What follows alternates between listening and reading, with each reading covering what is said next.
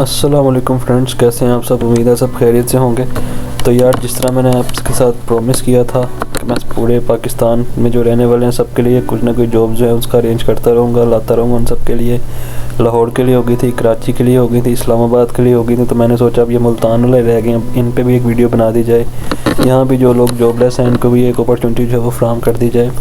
तो आज मैं आप लोगों के लिए लेके आया हूँ मुल्तान के लिए जॉब जो है मुल्तान के एरिया के अंदर है सारी। ठीक है, तो आइए बिना टाइम को ज़ाया किए हुए हम चलते हैं अपनी जॉब की तरफ। तो गूगल पे आ गए हम सबसे पहले, और यहाँ पे आके हमने चले जाना है रोज़ीगो वेबसाइट पे।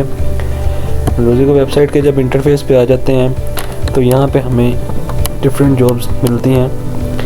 इसमें हमने पेज पे थोड़ा सा जो है इसको स्क्रॉल डाउन कर लेना है और यहाँ पे आपको नज़र आएंगी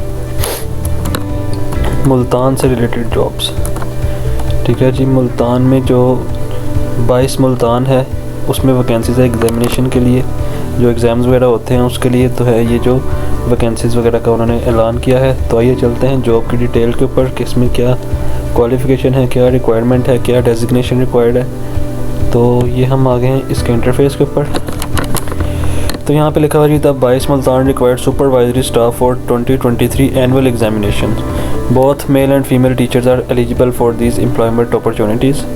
ठीक है जी, 22 मुल्तान ने अनाउंस किया है vacancies for distribution inspector, theoretical का भी, प्रैक्टिकल भी की, centre superintendents, deputy superintendents, wardens, assistant superintendents and practical examiners. तो ये है क्या जी, recruits application from hard working honest qualified and experience teacher, professor, principal and professor from high school, senior secondary school and universities. Publish date इसकी देख लेते हैं, last date देख लेते हैं। पब्लिश डेट है 7 नवंबर और लास्ट डेट है इसकी 30 नवंबर। ठीक है, तो अभी काफ़ी दिन पड़े हैं, 15 दिन पड़े हुए हैं तकरीबन। आज 15 तारीख है तो 15 दिन पड़े हुए हैं। 30 नवंबर तक आप इस पर अप्लाई कर सकते हैं। Gender male female both apply कर सकते हैं।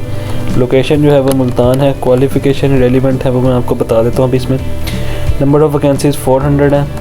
तो ये नीचे इसकी सीट्स आ गई हैं, ये देखें जी। सेंटर सुपरिटेंडेंट्स हैं, डिप्टी सुपरिटेंडेंट्स हैं, डिस्ट्रीब्यूटिंग इंस्पेक्टर्स हैं, थ्योरी के लिए भी प्रैक्टिकल के लिए भी, असिस्टेंट वार्डन हैं और सुपरिटेंडेंट्स हैं और प्रैक्टिकल एग्जामिनर्स हैं।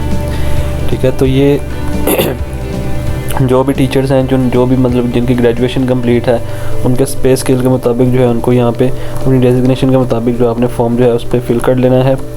Application submitted in paper format must reach the office. ये इसका अप्लाई करने का तरीका है एप्लीकेशंस का। ठीक है जी, आपने कहाँ सेंड करनी है, यहाँ से आपने इनकी ऑनलाइन जो है 22 मुल्तान की वेबसाइट पर जाना है। यहाँ से आपको ये फॉर्म मिल जाएगा, यहाँ क्लिक हेयर करके भी आप ये जो है फॉर्म को है वो कर सकते हैं। तो ये ऑफिशियल एडवर्टाइजमेंट है इसकी, ये भी मैं आपको दिखा देता हूँ। ऑफिशियल एडवर्टाइजमेंट पे क्लिक कर लेते हैं हम। ये तो थोड़ा सा यहाँ पे लिखा हुआ जी, इम्तिहानी ड्यूटी करने के ख्वाहिशमंद उस्ताद कराम मुतवज्जा हों। Board of intermediate and secondary education Multan को मैट्रिक इंटरमीडिएट पहला सालाना दूसरा सालाना इम्तिहान 2023 के बेहतर इनकाद के लिए दर्ज झेल सुपरवाइजरी स्टाफ की तैनाती के लिए अहल, ईमानदार, मेहनती और तजर्बाकार उस्ताद कराम मेल फीमेल दरकार हैं।